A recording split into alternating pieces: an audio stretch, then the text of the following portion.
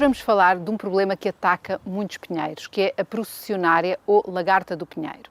E para falar-nos desta praga e como é que a podemos combater, temos aqui o nosso especialista, engenheiro florestal, Rui Tujeira. Obrigado, Rui, por estar aqui connosco. Vamos então hoje falar da processionária, que é um problema que muitos pinheiros têm. Como é que se podem identificar que um pinheiro tem ou não tem a processionária? Teresa, antes de mais, percebemos que a processionária tem um ciclo de vida, como um inseto que comporta 4 fases. Uma das fases, que é aquela que nos é mais fácil de identificar, é a fase larvar. Portanto, basicamente, de uma lagarta, sim. Contudo, nos primeiros tempos da vida da lagarta não é facilmente identificável a partir do solo, porque ela começa por tecer uns casulos de seda muito tenues, muito translúcidos e não são facilmente visíveis. Geralmente, quando se damos conta da presença dessa praga, já será finais de novembro, dezembro, que é quando esta praga tece aqueles famosos casulos, ninhos brancos que aparecem nos ramos dos sempre nas pontas dos ramos mais virados ao sol. Parecem quase algodão, não é? Parecem algodão doce, como é verdade. E geralmente é nessa fase que nos damos conta tem um pinheiro atacado. Muitas vezes só aí, esse é aquele sintoma que chama mais a atenção. Porque como é que é o ciclo da dita lagarta? Então, pegando no que estamos a falar, esta praga faz 4 fases de desenvolvimento, contudo, duas fases é passada na copa da árvore e há uma última fase, digamos assim, que é passada no solo, enterrada. Digamos que por volta de junho, julho, agosto, surgem do solo as traças, as borboletas, no fundo, acasalam, a fêmea faz as posturas, coloca ovos, elas geralmente unem um tufo de 2, 3 agulhas e coloca os seus ovos de forma muito geométrica. Repare que cada fêmea pode colocar até cerca de 300 ovos. Isso já tudo lá em cima, já tudo na copa. Exatamente. Passado 2 semanas, sensivelmente, eclodem pequenas larvas com cerca de 1 milímetro, nós não conseguimos vê-las, cá de baixo, desses mesmos ovos, e até outubro, novembro, começam a tecer os tais ninhos, mas ainda muito pequeninos, nós cá de baixo não os conseguimos ver. Esses ninhos, elas vão comendo as folhas dos pinheiros, vão desenvolvendo o seu tamanho, vai arrefecendo o tempo porque vamos evoluindo. Vamos caminhando para o inverno. Exatamente. Não é? E elas tendem a tecer esses ninhos em maior densidade. Para quê? Para aglomerarem as várias colónias. Repare que dentro de um ninho desses consegue estar até 200 lagartas. E é aí que elas passam os rigores do inverno. Sim, sendo que durante o dia saem dos ninhos, vêm cá fora apanhar sol, alimentarem-se, à noite regressam aos ninhos. Sim. Isto vamos estar nisto sensivelmente até janeiro, sensivelmente. Há uma altura em que elas já estão no máximo do seu desenvolvimento, param a alimentação, apenas evoluem com o sol, porque todos os seres vivos, em especial os insetos, que não têm a capacidade de homeostasia, não conseguem controlar a temperatura do corpo, têm que se valer. Tem que aquecer. Tem que aquecer. E não só aquecer, como desenvolverem-se. A diferença entre o somatório das mínimas e das máximas diárias é isso que faz com que elas evoluam mais ou menos rapidamente. Ou seja, por volta de janeiro, fevereiro, às vezes março, em invernos mais frios. Também depende das zonas do país, não é? Das zonas do país. Estamos mais a sul, mais a norte, invernos mais amenos ou mais rigorosos, adianta ou atrasa o desenvolvimento das pragas. E é nessa altura, sensivelmente fevereiro, março, que se dá a descida das lagartas no tronco. Está em procissão, isso é que elas se chamam, por isso é que chamam processionária, porque simula uma procissão. Na verdade, estas procissões são muito curiosas. São sempre encabeçadas por uma fêmea. A sério? A sério. Engraçado. E elas são bonitas. Elas São no seu engraçadas, conjunto, são chamam a engraçadas. atenção, E isso vai nos levar a um campo interessante que certamente vamos falar mais daqui a pouco, exatamente, não é? são os perigos que elas É verdade, têm, não é? é Para a verdade, nossa mas essa saúde. parte iremos. Entretanto, elas descem à procura Todas do em solo, filinha, não em é? filinha, descem, por vezes percorrem dezenas de metros até a lagarta, a fêmea, quem encabeça a procissão, digamos assim, Encontrar o encontra o sítio. solo ideal para a colónia se enterrar e fazer aí então a fase subterrânea do ciclo de vida. Quer dizer, elas aí vão todas para Enterram-se em cerca de 10, 15 centímetros de profundidade. profundidade, fazem um casulo. Casulo esse, repara, se quisermos ter aqui um panorama, um breve parênteses, podemos comparar muito ao ciclo de vida do bicho da seda. No bicho da seda, Todos assim, que faz o que toda a gente Sim, teve só que sempre isto é enterrado. Okay? Lá dentro, a lagarta vai passando por um processo e vai criar a pupa. É um casulo escuro e vai estar ali em maturação até sensivelmente, enterrando-se em março, 2 meses e meio a 3 meses, mais junho, entrem num processo de estagnação depois da pupa feita, que se chama diapausa, é uma paragem do crescimento, sensivelmente para junho, julho, agosto, voltam a emergir as traças, as borboletas, traças. Okay. Sim. Note que os insetos são seres extremamente sensoriais. As próprias pupas, enterradas a 10, 15 centímetros de profundidade, conseguem ter percepção da temperatura no exterior. Elas conseguem, se for preciso, dar 2, 3 anos viáveis, sem que a traça, a borboleta, emerja a sério.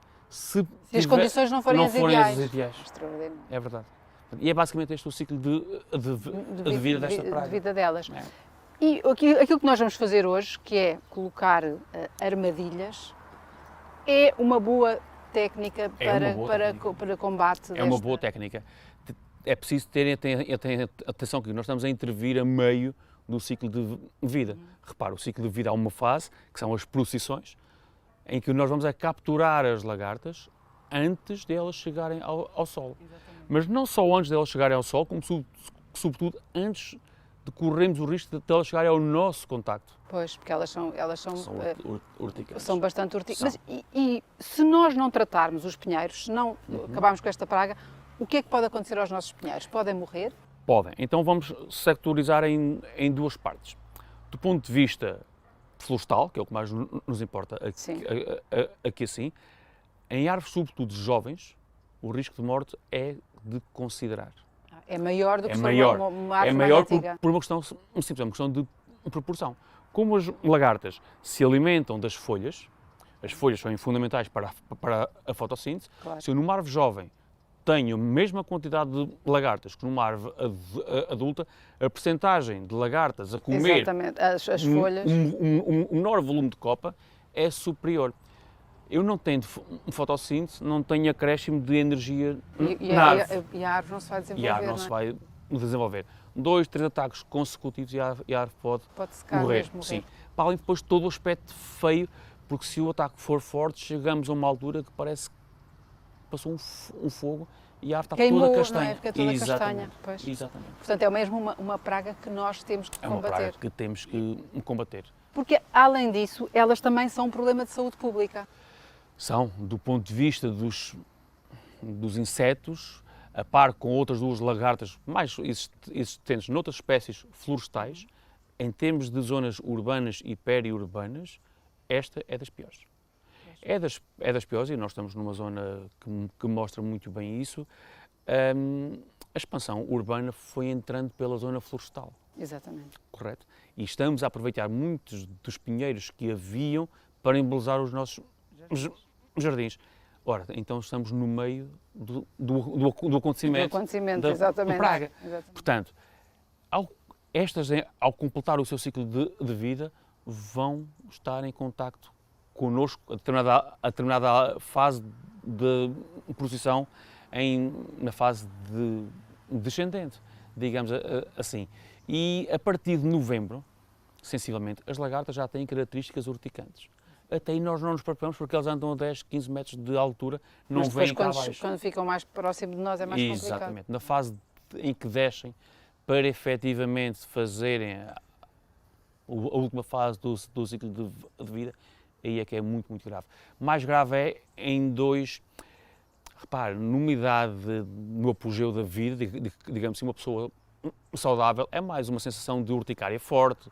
Pois, mas uma criança que não sabe que vai brincar. Por curiosidade, um idoso mais debilitado corre maiores riscos. Portanto, não devemos mesmo tocar não devemos mesmo E para os animais de estimação também é perigoso. Sim, para os animais de estimação, sobretudo os cães, que são muito curiosos e brincalhões, o facto de tocarem com a língua, ou com a boca, ou mesmo com o nariz nas posições, nas lagartas, é muito nocivo, porque as lagartas, ao sentirem-se atacadas, ejetam aqueles pelos com uma pequena dose de veneno, que é o que causa estas sensações de urticária. Nos cães é muito grave, porque sendo na língua faz com que ganhe uma série de gangrenas, que pode-se ter que fazer uma amputação parcial da língua do bicho. Portanto, é mesmo uma praga que nós temos que combater, que nós devemos combater. É uma praga a que devemos estar muito atentos e controlá-la. E por isso é que hoje vamos então agora vamos montar uma armadilha da KB Naturan, que pode ser utilizada em agricultura biológica, e vamos ver passo a passo como é que pode combater esta praga, a lagarta do pinheiro, de forma eficaz e amiga do ambiente.